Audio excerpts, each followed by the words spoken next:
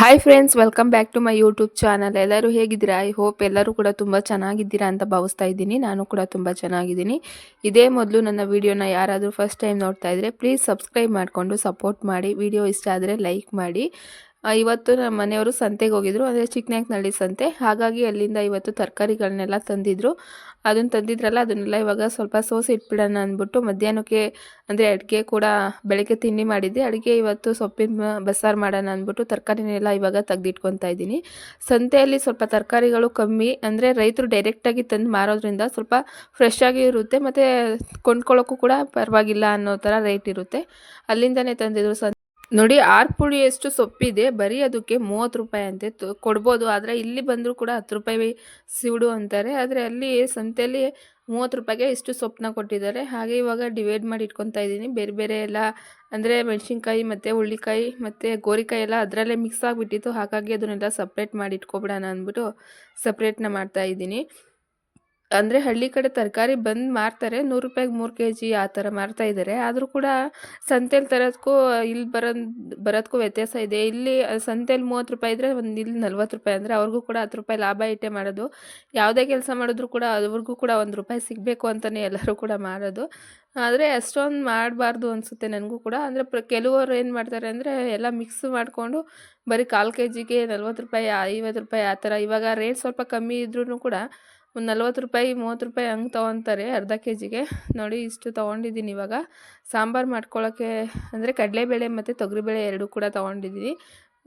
ಇವಾಗ ಸ್ವಲ್ಪ ಉಪ್ಪು ಹಾಕ್ಬಿಟ್ಟು ಇಕ್ಕಿದ್ದೀನಿ. ಹಾಗೆ ಈ ಕಡೆ ಬಸ್ಸಾರು ಮಾಡೋಕ್ಕೆ ಇಷ್ಟು ಹುರ್ಕೊಂಡಿದ್ದೀನಿ. ನೋಡಿ, ಅರ್ಧ ಒಳಷ್ಟು ತೆಂಗಿನಕಾಯಿ ತುರಿ, ಕೊತ್ತಂಬರಿ ಸೊಪ್ಪು, ಬೆಳ್ಳುಳ್ಳಿ, ಜೀರಿಗೆ, ಈರುಳ್ಳಿ, ಟೊಮೊಟೊ, ಹುಣಸೆಹಣ್ಣು ಸ್ವಲ್ಪ, ಹಾಗೆ ಬೇಯಿಸಿಟ್ಕೊಂಡಿರೋವಂಥ ಬೇಳೆ ಮತ್ತು ಸ್ವಲ್ಪ ಸೊಪ್ಪನ್ನ ತೊಗೊಂಡಿದ್ದೀನಿ. ಹಾಗೆ ಒಂದು ಬಾಣಲೆಗೆ ಸ್ವಲ್ಪ ಮೆಣಸಿನ್ಕಾಯಿ ಕೂರ ಹುರ್ಕೊಂಡು ಇವಾಗ ರುಬ್ಕೊಂಡ್ಬಂದಿದ್ದೀನಿ. ಇವಾಗ ಒಂದು ಪಾತ್ರೆಗೆ ಸ್ವಲ್ಪ ಪಾತ್ರೆ ಕಾಯಕ್ಕೆ ಇಟ್ಬಿಟ್ಟು ಸ್ವಲ್ಪ ಎಣ್ಣೆ ಹಾಕ್ಕೊತಾ ಇದ್ದೀನಿ. ಅಂದರೆ ಸಾಯಂಕಾಲ ಬೆಳಗ್ಗೆ ತಿಂಡಿ ಮಾಡಿದ್ರೆ ಸಾಯಂಕಾಲ ಒಂಥರ ಅಡುಗೆ ಮಾಡೋಕ್ಕೆ ಒಂಥರ ಬೇಜಾರು ಅನ್ನಿಸ್ತಾ ಇರುತ್ತೆ ಒಂದೊಂದು ಟೈಮು. ಹಾಗಾಗಿ ಸ್ವಲ್ಪ ಲೇಟಾಗಿ ಅಂದರೆ 3 ಗಂಟೆಗೆ ಅಡುಗೆ ಮಾಡಿ ಇಕ್ಬಿಡೋಣ ಅಂದ್ಬಿಟ್ಟು ಇಕ್ತಾಯಿದ್ದೀನಿ. ಸ್ವಲ್ಪ ಬಾಣಲೆಗೆ ಎಣ್ಣೆ ಹಾಕ್ಬಿಟ್ಟು ಪಾತ್ರೆಗೆ ಇವಾಗ ಸ್ವಲ್ಪ ಸಾಸಿವೆನ ಹಾಕ್ಕೊತಾ ಇದ್ದೀನಿ. ಅಂದರೆ ಹಳ್ಳಿ ಕಡೆ ಸ್ವಲ್ಪ ತಿಂಡಿ ಮಾಡೋದೆಲ್ಲ ಇದೆ. ಹಾಗೆ ಮಕ್ಕಳು ಸ್ಕೂಲ್ಗೆ ಅದಕ್ಕೆ ಇದಕ್ಕೆ ಹೋಗ್ತಾರೆ ಅಂತ ಅಷ್ಟೇ ಬೆಳಗ್ಗೆ ತಿಂಡಿ ಮಾಡೋದು. ಹಾಗೆ 2 ಸ್ಪೂನಷ್ಟು ನಾನು ಸಾಸಿವೆನ ಹಾಕ್ಕೊತಾ ಇದ್ದೀನಿ. ಇದು ಮನೆ ಸಾಸಿವೆನೇ, ಅಂದರೆ ಹಿಂದಿನ ವಿಡಿಯೋದಲ್ಲಿ ತೋರಿಸಿದ್ನಲ್ಲ, ಅಂದರೆ ಮನೆ ಸಾಸಿವೆ ಅಂತ, ಆ ಸಾಸಿವೆನ ಹಾಕ್ಕೊಂಡಿದ್ದೀನಿ. ಹಾಗೆ ಒಂದು ಮೀಡಿಯಮ್ ಸೈಜಷ್ಟು ಈರುಳ್ಳಿನ ಕಟ್ ಮಾಡಿ ಹಾಕ್ಕೊಂಡಿದ್ದೀನಿ. ಹಾಗೆ ಸ್ವಲ್ಪ ಒಂದು 4ರಿಂದ 5 ಬ್ಯಾಡಗಿ ಮೆಣಸಿನ್ಕಾಯಿನ ಅದು ತೊಟ್ಟು ಮುರ್ಕೊಂಡು ಅದು ಕೂಡ ಬ್ಯಾಡಗಿ ಮೆಣಸಿನ್ಕಾಯಿನ ಹಾಕ್ಕೊತಾ ಇದ್ದೀನಿ. ಬ್ಯಾಡಗಿ ಮೆಣಸಿನ್ಕಾಯಿ ಹಾಕೋದ್ರಿಂದ ಟೇಸ್ಟ್ ಕೂಡ ಚೆನ್ನಾಗಿರುತ್ತೆ. ಅಂದರೆ ಹೊಸ್ದಾಗಿ ತೊಗೊಂಡಿದ್ವಲ್ಲ, ಹಾಗಾಗಿ ಹಾಕ್ಕೊಂಡೆ. ಹಾಗೆ 2 ಎಸಳಷ್ಟು ಕರಿಬೇವನ್ನ ಹಾಕಿ ಚೆನ್ನಾಗಿ ಫ್ರೈ ಮಾಡ್ಕೊತಾ ಇದ್ದೀನಿ. ಹಸಿ ಸ್ಮೆಲ್ ಹೋಗೋ ತನಕ ಚೆನ್ನಾಗಿ ಫ್ರೈ ಮಾಡ್ಕೊಬಿಟ್ಟು ಇವಾಗ ರುಬ್ಕೊಂಡಿರೋಂಥ ಖಾರ ಇತ್ತಲ್ಲ, ಅದನ್ನು ಪಾತ್ರೆಗೆ ಹಾಕ್ಕೊತಾ ಇದ್ದೀನಿ. ನೋಡಿ, ಫಸ್ಟು ನಾವು ರುಬ್ಕೊಂಡಿರೋ ಖಾರ ರುಬ್ಕೊಂಡಿರ್ತೀವಲ್ಲ ಅದನ್ನು ಹಾಕಿ ಚೆನ್ನಾಗಿ ಅದು ಕುದಿಸ್ಬೇಕು. ಅದು ಚೆನ್ನಾಗಿ ಕುದಿ ಬಂದಮೇಲೆ ನಾವು ಅಂದರೆ ಸೋಸ್ಕೊಂಡಿರ್ತೀವಲ್ಲ ಬೇಳೆ ಮತ್ತು ನೀರನ್ನ ಸಪ್ರೇಟ್ ಮಾಡ್ಕೊಂಡಿರ್ತೀವಲ್ಲ, ಚೆನ್ನಾಗಿ ಖಾರ ಎಲ್ಲ ಕುದ್ದಾದ್ಮೇಲೆ ಅದು ನೀರು ಹಾಕಿ 1-2 ನಿಮಿಷ ಕುದಿಸಿದ್ರೆ ಸಾಕು. ಸಾಂಬಾರು ಕೂಡ ತುಂಬ ಚೆನ್ನಾಗಿರುತ್ತೆ ಬಸ್ಸಾರು. ಕೆಲವರು ಏನು ಮಾಡ್ತೀವಿ ಅಂದರೆ, ಫಸ್ಟು ನಾನು ಕೂಡ ಅದೇ ಥರ ಮಾಡ್ತಾಯಿದ್ದೆ, ಆದರೆ ನಂಗೆ ಗೊತ್ತಿರಲಿಲ್ಲ ಫಸ್ಟು. ಆಮೇಲೆ ಅಜ್ಜಿ ಹೇಳ್ಕೊಟ್ಟಿದ್ದು. ಅವತ್ತಿಂದ ನಾನು ಅಂದರೆ ಹಿಂದೆ ಮಾಡೋದಕ್ಕೂ ಇವಾಗ ಮಾಡ್ತಿರೋದಕ್ಕೂ ತುಂಬ ಡಿಫ್ರೆನ್ಸ್ ಇದೆ. ಅವಾಗ ಒಂಥರ ಏನೋ ಅನ್ಸೋದು, ಇವಾಗ ತುಂಬ ಚೆನ್ನಾಗಿರುತ್ತೆ ಸಾಂಬಾರು. ಫಸ್ಟು ಚಟ್ನಿ ಎಲ್ಲ ಕುದಾದ್ಮೇಲೆ ನೀರು ಹಾಕಿದ್ರೆ ತುಂಬ ಚೆನ್ನಾಗಿರುತ್ತೆ, ಸ್ಮೆಲ್ ಬರುತ್ತೆ. ಆವಾಗ ಬಸ್ಸಾರು ಕೂಡ ತುಂಬ ಚೆನ್ನಾಗಿರುತ್ತೆ. ನೀನು ಖಾರ ಆದ ತಕ್ಷಣ ನೀರು ಹಾಕ್ಬಿಟ್ರೆ ಅದು ಚೆನ್ನಾಗಿ ಕುದಿ ಬರಲ್ಲ, ಅದನ್ನು ಸ್ವಲ್ಪ ಇದಾಗುತ್ತೆ ಅಂದ್ಬಿಟ್ಟು ಅಜ್ಜಿ ಫಸ್ಟು ಖಾರನೆಲ್ಲ ಕುದಿಸ್ಬಿಟ್ಟು ನಂತರ ಆ ನೀರನ್ನ ಹಾಕು ಅಂತ ಹೇಳಿದರು. ಅವತ್ತಿಂದ ನಾನು ಅದನ್ನೇ ಮಾಡ್ತೀನಿ. ಇವಾಗ ಈ ಕಡೆ ಸ್ವಲ್ಪ ಕಾಳು ಮತ್ತು ಸೊಪ್ಪು ಒಗ್ಗರಣೆ ಹಾಕ್ಕೊಳ್ಳೋಣ ಅಂದ್ಬಿಟ್ಟು ಒಂದು ಚಿಕ್ಕ ಬಾಣಲೆನೇ ತೊಗೊಂಡಿದ್ದೀನಿ. ಅಂದರೆ ಸ್ವಲ್ಪ ಸೊಪ್ಪು ಎಷ್ಟಿದ್ರೂ ಕೂಡ ಬೆಂದು ಇಷ್ಟೇ ಆಗಿಬಿಡುತ್ತೆ. ಹಾಗಾಗಿ ಚಿಕ್ಕ ಬಾಣಲೆನೇ ತೊಗೊಂಡು ಇವಾಗ ಒಗ್ಗರಣೆ ಹಾಕ್ಕೊತಾ ಇದ್ದೀನಿ. ನಾನು ಈ ಬಸ್ಸಾರು ಕಂಡ್ರೆ ನನಗೆ ಹಳೆ ಸ್ಕೂಲಲ್ಲಿ, ಅಂದರೆ ನಾನು 1ನೇ ಕ್ಲಾಸಿಂದ 2ನೇ ಕ್ಲಾಸ್ ತನಕ ನಾನು ಹಳ್ಳಿಲೇ ಓದಿದ್ದು, ಅಂದರೆ ನಮ್ಮೂರ ಹಳ್ಳೀಲಿ. ಆವಾಗ ಸೊಪ್ಪಿನ ಸಾರು ಮತ್ತು ಸೊಪ್ಪಿನ ಬಸ್ಸಾರು ಮಾಡ್ತಾಯಿದ್ರು. ನನಗಿವಾಗ ಈ ಬಸ್ಸಾರು ಮಾಡ್ತಿರೋದು ನೋಡಿ ಸ್ಕೂಲಲ್ಲಿ ಮಾಡ್ತಿರೋಂಥ ಬಸ್ಸಾರು ನೆನಪಾಯಿತು. ತುಂಬ ಚೆನ್ನಾಗಿತ್ತು ಪಲ್ಯ ಅಂತೂ. ಅಂದರೆ ಒಗ್ಗರಣೆ ಹಾಕಿರೋದು ಕಾಳು ಮತ್ತು ಸೊಪ್ಪು. ಸ್ವಲ್ಪ ಕೆಮ್ಮು ಜಾಸ್ತಿ ಆಗಿರೋದ್ರಿಂದ ಮಾತಾಡೋಕ್ಕೆ ಅದು ಸ್ವಲ್ಪ ಕಷ್ಟ ಅನ್ನಿಸ್ತಾ ಇದೆ. ಎಷ್ಟು ಬೇಗ ಕೆಮ್ಮು ನೆಗಡಿ ಆಗುತ್ತೆ ಅಂದರೆ, ನನಗೊಬ್ಳಿಗೆ ಈ ಥರ ಆಗುತ್ತಾ ಇಲ್ಲ ಎಲ್ಲರಿಗೂ ಈ ಥರ ಆಗುತ್ತಾ ಅನಿಸ್ಬಿಡುತ್ತೆ. ಎಷ್ಟು ಕೆಮ್ಮು ನೆಗಡಿ ಆಗಿಬಿಡುತ್ತೆ ಒಂದೊಂದು ಟೈಮ್ ಅಂತೂ. ಎಷ್ಟು ಕೆಮ್ಮು ಸಾಕಾಗ್ಬಿಡುತ್ತೆ. ಈ ಮಿಷಿನ್ ಹಾಕಿದ್ರೂ ಕೂಡ ಇದಾಗಲ್ಲ, ಕಂಟ್ರೋಲ್ ಆಗೋಲ್ಲ ಒಂದೊಂದು ಟೈಮ್ ಅಂತೂ. ಎಷ್ಟು ಬೇಸಿಗೆ ಕಾಲ ಇದ್ರೂ ಕೂಡ ಕೆಮ್ಮು ನೆಗಡಿ ಆಗುತ್ತೆ ಅಂದರೆ ಕೆಲವ್ರು ನಗ್ತಾರೆ, ಏನಮ್ಮ ನೀನು ಹಂಗೆ ಹೇಳ್ತೀಯ ಅಂತ. ಆದರೆ ಅವ್ರವ್ರ ಕಷ್ಟ ಅವ್ರಿಗೆ ಗೊತ್ತಿರುತ್ತಲ್ಲ. ಕೆಲವರು ಕೋಲ್ಡ್ ಬಾಡಿ ಇರೋದ್ರಿಂದ ಸ್ವಲ್ಪ ಏನೇ ತಿಂದರೂ ಅಷ್ಟೇ, ಒಂದು ಐಸ್ ಕ್ರೀಮ್ ತಿಂದರೂ ಕೂಡ ಕೋಲ್ಡ್ ಆಗಿಬಿಡುತ್ತೆ. ಹಾಗೆ ಇವಾಗ ಕಾಳು ಒಗ್ಗರಣೆ ಹಾಕ್ಕೊತಾ ಇದ್ದೀನಿ. ಸ್ವಲ್ಪ ಈರುಳ್ಳಿ ಹಾಕ್ಬಿಟ್ಟು ನೆಕ್ಸ್ಟು ಅಂದರೆ ಮೆಣಸಿನ್ಕಾಯಿ ಇತ್ತಲ್ಲ ಅದನ್ನು ಸ್ವಲ್ಪ ಪುಡಿ ಮಾಡಿಕೊಂಡು, ಅಂದರೆ ಚಿಕ್ಕ ಚಿಕ್ಕ ಪೀಸ್ ಮಾಡಿಕೊಂಡು ಅದನ್ನು ಕೂಡ ಹಾಕ್ಕೊತಾ ಇದ್ದೀನಿ. ಸ್ವಲ್ಪ ಮೆಣಸಿನ್ಕಾಯಿ ಹಾಕೋದ್ರಿಂದ ಚೆನ್ನಾಗಿರುತ್ತೆ ಖಾರವಾಗಿ, ಹಾಗಾಗಿ ಸ್ವಲ್ಪ ಮೆಣಸಿನ್ಕಾಯಿನ ಹಾಕ್ಕೊಂಡೆ. ಹಾಗೆ ಬೇಯಿಸಿಟ್ಕೊಂಡಿರೋ ಅಂಥ ಸೊಪ್ಪು ಮತ್ತು ಬೇಳೆನ ಹಾಕ್ಕೊತಾ ಇದ್ದೀನಿ. ಅಂದರೆ ಹಿಂದೆ ನಾನು ತೋರಿಸಿದ್ದೆ ಮೊಳಕೆ ಕಟ್ಟಿದ್ದು ಹುರುಳಿಕಾಳು ಸಾಂಬಾರು, ಅದ್ರದ್ದು ಒಗ್ಗರಣೆ ಸೇಮ್ ಅದೇ ಥರ ಅದನ್ನು ಇವಾಗ ಹಾಕ್ಕೊತಾ ಇದ್ದೀನಿ. ಆದರೆ ತುಂಬ ಚೆನ್ನಾಗಿರುತ್ತೆ ಈ ಥರ ಕಡಲೆಬೇಳೆ ಮತ್ತು ತೊಗರಿಬೇಳೆ ಹಾಕಿ ಸೊಪ್ಪಿನ ಬಸ್ಸಾರು ಮಾಡೋದ್ರಿಂದ ಟೇಸ್ಟ್ ಕೂಡ ತುಂಬ ಚೆನ್ನಾಗಿರುತ್ತೆ. ಅಂದರೆ ನಾವು ಬಸ್ಸಾರು ಮತ್ತು ಇದು ತುಂಬ ಮಾಡ್ತಾನೆ ಇರ್ತೀವಿ. ಬಸ್ಸಾರು ಅಂದರೆ ತುಂಬಾ ಇಷ್ಟ ನನಗಂತೂ. ಹಾಗಾಗಿ ಸೊಪ್ಪು ಕೂಡ ತುಂಬ ಇತ್ತಲ್ಲ, ಹಾಗಾಗಿ ಬಸ್ಸಾರು ಮಾಡೋಣ ಅಂದ್ಬಿಟ್ಟು ಬಸ್ಸಾರನ್ನ ಮಾಡ್ಕೊತಾ ಇದ್ದೀನಿ. ಇನ್ನು ಮುದ್ದೆ ಮತ್ತು ಅನ್ನ ಕೂಡ ಮಾಡಬೇಕು. ಅದನ್ನು ಸಾಯಂಕಾಲ ಮಾಡಿದ್ರೆ ಆಯಿತು. ಇವಾಗ ಬಸ್ಸಾರು ಮಾಡಿ ಇಟ್ಬಿಟ್ರೆ ಸಾಯಂಕಾಲ ಇನ್ನೇನು ಟೈಮ್ ಆಗೇ ಬಿಡುತ್ತೆ. ಹೆಂಗೆ ಟೈಮ್ ಆಗುತ್ತೆ ಅಂತಲೇ ಗೊತ್ತಾಗಲ್ಲ. ನಾನು ಅಡುಗೆ ಸ್ಟಾರ್ಟ್ ಮಾಡಿದ್ದು 3 ಗಂಟೆಗೆ, ಆಗಲೇ ಇವಾಗ 3:45 ಆಗ್ತಾ ಬಂದಿದೆ. ಎಷ್ಟು ಬೇಗ ಟೈಮ್ ಆಗುತ್ತೆ ಅಂತಲೇ ಗೊತ್ತಾಗಲ್ಲ. ಹಾಗಾಗಿ ಮತ್ತೆ ಇನ್ನೇನು ಆ ಕಡೆಯಿಂದ ಈ ಕಡೆ ಕಸ ಗುಡ್ದು ಪಾತ್ರೆ ಎಲ್ಲ ಉಜ್ಜೋಷ್ಟರಲ್ಲಿ 6 ಗಂಟೆ 7 ಗಂಟೆ ಆಗಿರ್ತದೆ. ಆವಾಗ ಮುದ್ದೆ ಮತ್ತು ಅನ್ನ ಮಾಡಿಕೊಂಡ್ರೆ ಆಯಿತು ಅಂದ್ಬಿಟ್ಟು ಅದಕ್ಕೆ ಇವಾಗ ಸಾಂಬಾರು ಮಾಡಿ ಮತ್ತು ಇಟ್ಬಿಟ್ರೆ ಸಾಕು ಅಂದ್ಬಿಟ್ಟು ಇವಾಗ ಸಾಂಬಾರು ಮಾಡ್ತಾಯಿದ್ದೀನಿ. ಹಾಗೆ ಈ ಕಡೆ ಕೂಡ ಇವಾಗ ಚಟ್ನಿ ಕುದಿ ಬಂತು, ರುಬ್ಕೊಂಡಿರೋ ಖಾರ. ಇವಾಗ ನೀರು ಸಪ್ರೇಟ್ ಮಾಡ್ಕೊಂಡಿದ್ನಲ್ಲ ಬಸ್ಸಾರು ನೀರು, ಅದನ್ನು ಇವಾಗ ಹಾಕಿ ಚೆನ್ನಾಗಿ ಒಂದು 2 ನಿಮಿಷ ಕುದಿಸಿದ್ರೆ ಸಾಕು.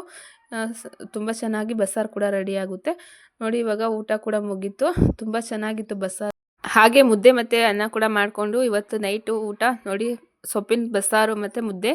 ಹಾಗೆ ಇದು 2 ಡೇಸ್ ಕಂಟಿನ್ಯೂ ಆಗು. ಬೆಳಗ್ಗೆ ಅಂದರೆ ಊರ ಕಡೆ ಮನೆಯಲ್ಲಿ ಬರ್ತಾ ಇದೆಯಲ್ಲ, ಹಾಗೆ ನಮ್ಮೂರಲ್ಲಿ ಬರ್ತಾ ಇದೆ. ಅಂದರೆ ನಮ್ಮನೆ ಹತ್ರ ಕೂಡ ತೆಗಿತಾ ಇದ್ದಾರೆ ಇವಾಗ.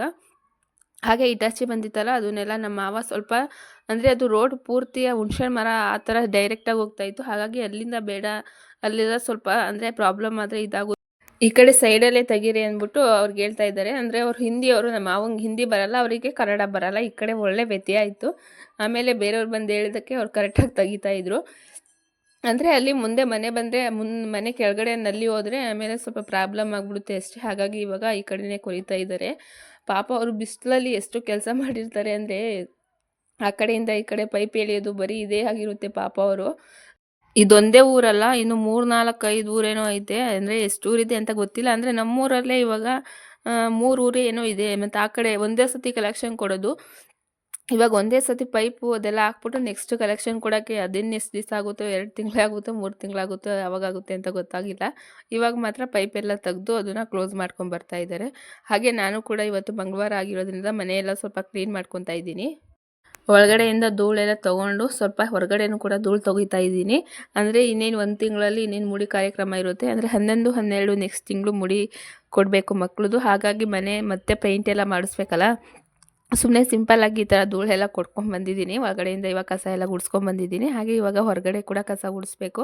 ಅದನ್ನೆಲ್ಲ ಗುಡಿಸಿ ಇನ್ನೂ ನೆಲ ಕೂಡ ತೊಳಿಬೇಕು. ಮಾವ ಅಷ್ಟರಲ್ಲಿ ಅವ್ರಿಗೂ ಸ್ವಲ್ಪ ಟೀ ಇಟ್ಕೊಡಮ್ಮ ಆಮೇಲೆ ಅಂತ ಹೇಳಿದ್ರು. ಸರಿ ಮಾವ ಅಂದ್ಬಿಟ್ಟು ಇವಾಗ ಫಸ್ಟು ಇಲ್ಲೆಲ್ಲ ಕಸ ಗುಡಿಸ್ಬಿಡೋಣ ಅಂದ್ಬಿಟ್ಟು ಇಲ್ಲೆಲ್ಲ ಕಸ ಗುಡಿಸ್ತಾ ಇದ್ದೀನಿ. ಪೈನಾಪಲ್ ಗಿಡ ನೋಡಿ, ಅದು ಬೇರೆ ಎಷ್ಟು ಚೆನ್ನಾಗಿ ಹೊಡಿತಾ ಇದೆ ಅಂತ ಕಾಣಿಸುತ್ತೆ. ತುಂಬ ಚೆನ್ನಾಗಿ ಬೇರೆ ಹೊಡಿತಾ ಇದೆ. ಇವತ್ತೊಂದು ತಂದಿದ್ದಾರೆ, ಅದನ್ನು ಕೂಡ ಇದೇ ಥರ ಹಾಕಬೇಕು. ನೋಡ ಇದು ಪೈನಾಪಲ್ ಏನಾರ ಹುಟ್ಟುತ್ತಾ ಅಂತ. ತುಂಬ ಚೆನ್ನಾಗಿ ಬೇರೆ ಹೊಡಿತಾ ಇದೆ. ನೀವು ನೋಡ್ಬೋದು ನೋಡಿ ಎಷ್ಟು ಚೆನ್ನಾಗಿ ಬೇರೆ ಹೊಡಿತಾ ಇದೆ ಅಂತ. ಅದನ್ನು ಅಂದರೆ ಅವಾಗವಾಗ ತೆಗಿಬಾರ್ದು. ನಾನು ಸ್ವಲ್ಪ ನಿಮಗೆ ತೋರ್ಸೋಕ್ಕೆ ಅಂತ ತೆಗೆದುಬಿಟ್ಟೆ. ಜಾಸ್ತಿ ಅದನ್ನು ತೆಗೆದು ಆ ಕಡೆ ಈ ಕಡೆ ಎಲ್ಲ ಸ್ವಲ್ಪ ಅಲ್ಲಾಡಿಸ್ಬಾರ್ದು. ಅದು ಹಾಗೇ ಇರಬೇಕು 7ರಿಂದ 9 ದಿವಸ ತನಕ. ಇದು 7 ದಿವಸಕ್ಕೆ ಆಗಲೇ ಇಷ್ಟು ಬೇರೆ ಬಂದಿದೆ ನೋಡಿ. ಇನ್ನು ಸ್ವಲ್ಪ ಬೇರೆ ಬಂದರೆ ಸಾಕು. ಇನ್ನೇನು ತೋಟ ಇಲ್ಲ ಇಲ್ಲೇ ಹಾಕೋಣ ಅಂತ ಅಂದ್ಕೊಂಡಿದ್ದೀನಿ. ಇವಾಗಿಲ್ಲ, ಮನೆ ಮುಂದೆ ಎಲ್ಲ ಕ್ಲೀನ್ ಮಾಡ್ಕೊತಾ ಇದ್ದೀನಿ. ಇಲ್ಲಿ ಹಸು ಸೋನಿ ಅಂತೂ ಎಷ್ಟು ಗಲೀಜು ಮಾಡಿರ್ತಾರೆ ಅಂದರೆ ನಂಗೆ ಅದು ಹೇಳೋಕ್ಕೆ ಆಗಲ್ಲ, ಅಷ್ಟು ಗಲೀಜು ಮಾಡಿಕ್ಕಿರ್ತಾರೆ. ಅದರಲ್ಲಿ ನಮ್ಮ ಮನೆಯವರು ಕೂಡ ಆ ಕಡೆಯಿಂದ ಈ ಕಡೆ ಚೀಲ ಅದನ್ನೆಲ್ಲ ಇದು ಮಾಡಿರ್ತಾರೆ. ಹಾಗಾಗಿ ಸ್ವಲ್ಪ ಅದನ್ನೆಲ್ಲ ಕ್ಲೀನ್ ಮಾಡಿಕೊಂಡೆ.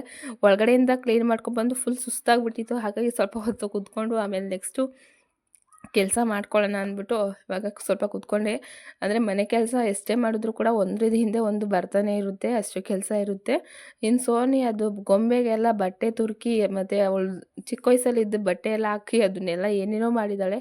ಅದನ್ನ ಆ ಕಡೆಯಿಂದ ಈ ಕಡೆ ಎಸಿತಾ ಇರ್ತಾರೆ. ಅದನ್ನ ಆ ಕಡೆ ಇಕ್ಕಿದ್ದೆ, ಅದೆಲ್ಲೋ ಕಾಣಿಸ್ತಾ ಇರಲಿಲ್ಲ. ಅಂದರೆ ಏನು ಮಾಡ್ತಾಳೆ ಅಂದರೆ ಗೋಣಿ ಚೀಲ ಹಾಕ್ಬಿಟ್ಟು ಪಾಪುನ ಮಲಗಿಸಿರ್ತೀನಿ ಅಂತ ಆ ಕಡೆ ಈ ಕಡೆ ಮಲಗಿಸ್ಬಿಡ್ತಾಳೆ. ಅಂದರೆ ಅದು ಸಿಕ್ಕಿದ್ರೆ ತೋರಿಸ್ತೀನಿ ರೀ. ಅದು ಎಲ್ಲೋ ಇದೆ, ಅವಳೇ ಬಚ್ಚಿಕ್ಕಿದ್ದಾಳೆ. ಹಾಗೆ ಮನೆ ಮುಂದೆ ಎಲ್ಲ ಸ್ವಲ್ಪ ಕಸ ಗುಡಿಸ್ಕೊತಾ ಇದ್ದೀನಿ. ಎಷ್ಟೇ ಕಸ ಗುಡಿಸಿದ್ರು, ಎಷ್ಟೇ ಕ್ಲೀನ್ ಮಾಡಿದ್ರು ಕೂಡ ಮಕ್ಕಳಿರೋ ಮನೆಯಲ್ಲಿ ಗಲೀಜು ಆಗ್ತಾನೇ ಇರುತ್ತೆ. ನಾವು ಸುಮ್ಮನೆ ಕ್ಲೀನ್ ಮಾಡೋದು ಅದು ಅರ್ಧ ಗಂಟೆಗೆ ಅಷ್ಟೇ ಹಾಳಾಗೋಗಿರುತ್ತೆ. ನೋಡಿ ಸೋನಿ ಒಳಗಡೆ ತೊಗೊಂಡೋಗಿ ಇಟ್ಬಿಟ್ಟಿದ್ದಾಳೆ. ನೋಡಿ ಈ ಥರ ಇದೆ. ಅಂದರೆ ಅವಳಿಗೆ ಇವತ್ತು ಸ್ವಲ್ಪ ರಜಾ ಕೊಟ್ಟಿದ್ರು, ಸ್ಟಡಿ ಹಾಲಿಡೇ ಅಂತ ಸೋನಿಗೆ. ಅದರಲ್ಲಿ ಆಟ ಆಡ್ತಾಯಿದ್ಲು ನೋಡಿ. ಅವಳದು ಹಳೆ ಫ್ರಾಕು, ಚಿಕ್ಕ ವಯಸ್ಸಿದ ಫ್ರಾಕ್ ಇರುತ್ತಲ್ಲ, ಅದರಲ್ಲಿ ಈ ಥರ ಚೀಲದಲ್ಲಿ ತುಂಬಿಕ್ಕಿದ್ದೆ ಅವಳ ಬಟ್ಟೆನ. ಅದನ್ನು ಎತ್ಕೊಬಂದು ಈ ಥರ ಗೊಂಬೆಗೆ ಹಾಕಿ ಆಟ ಆಡ್ತಾ ಇರ್ತಾರೆ ಇಬ್ಬರು ಕೂಡ. ಅಂದರೆ ಹೊರಗಡೆ ಬಿಸಿಲಿರೋದ್ರಿಂದ ಏನಾರ ಆಟ ಆಡ್ಕೊಳ್ಳಿ, ಏನಾರ ಮಾಡ್ಕೊಳ್ಳಿ ಅಂದ್ಬಿಟ್ಟು ಏನೂ ಹೇಳೋಕ್ಕೆ ಹೋಗಲ್ಲ. ಅಂದರೆ ಈ ಥರ ಏನಾರ ಗದರಿಸಿದ್ರೆ ಹೊರಗಡೆ ಹೋಗಿ ಆಟ ಆಡ್ತಾರೆ. ಸುಮ್ಮನೆ ಏನಾರ ಮಾಡ್ಕೊಳ್ಳಿ ಅಂದ್ಬಿಟ್ಟು ಸುಮ್ಮನಾದೆ ನೋಡಿ. ಈ ಥರ ಗೊಂಬೆಗೆಲ್ಲ ಅವಳು ಫ್ರಾಕ್ ಹಾಕಿ ಕೂರಿಸಿದ್ದಾಳೆ. ಹಾಗೆ ನಂದು ಕೂಡ ಇವಾಗ ಸ್ವಲ್ಪ ಕಸ ಗುಡಿಸಿದ್ದೆಲ್ಲ ಆಯಿತು. ಇನ್ನು ಒಳಗಡೆಯಿಂದ ಎಲ್ಲ ನೆಲ ತೊಳ್ಕೊಂಬರಬೇಕು. ಅಷ್ಟರಲ್ಲಿ ಅವರು ಕೂಡ ನಮ್ಮ ಮಾವ ಟೀ ಇಡಮ್ಮ, ಇನ್ನೇನು ನಮ್ಮ ಕಡೆಯಿಂದ ಆಯಿತು, ಇನ್ನು ಹಿಂದೆ ಹೋಗಬೇಕು, ಸ್ವಲ್ಪ ಟೀ ಇಟ್ಕೊಟ್ಬಿಟ್ಟು ಆಮೇಲೆ ಇದು ಮಾಡು ಅಂದರು. ಸರಿ ಮಾವ ಅಂದ್ಬಿಟ್ಟು ಇವಾಗ ಸ್ವಲ್ಪ ಎಲ್ಲ ಕಸ ಎಲ್ಲ ಗುಡಿಸ್ಕೊತಾ ಇದ್ದೀನಿ. ಅಂದರೆ ಪಾಪ ಅವರು ಕೂಡ ತುಂಬ ಕಷ್ಟ ಇದಾಗಿರುತ್ತೆ. ಬಿಸಿಲಲ್ಲಿ ಕೆಲಸ ಮಾಡೋದು ಅಂದರೆ ಅಷ್ಟೊಂದು ಈಸಿ ಅಲ್ಲ. ಅಂದರೆ ನಮ್ಮ ಮಾವರು ಕೂಡ ಈ ಪೈಪ್ಲೈನಿಗೆಲ್ಲ ಹೋಗಿರ್ತಾರಲ್ಲ, ಆ ಕಷ್ಟ ಏನು ಅಂತ ನನಗೂ ಗೊತ್ತು, ಬರ್ರಿ ಅಂತ ಟೀ ಕೊಡ್ತೀನಿ ಅಂತ ಕರೆದ್ರು. ಪಾಪ ಇಲ್ಲ ಬೇಡ ಬೇಡ ಅಂತಿದ್ರು.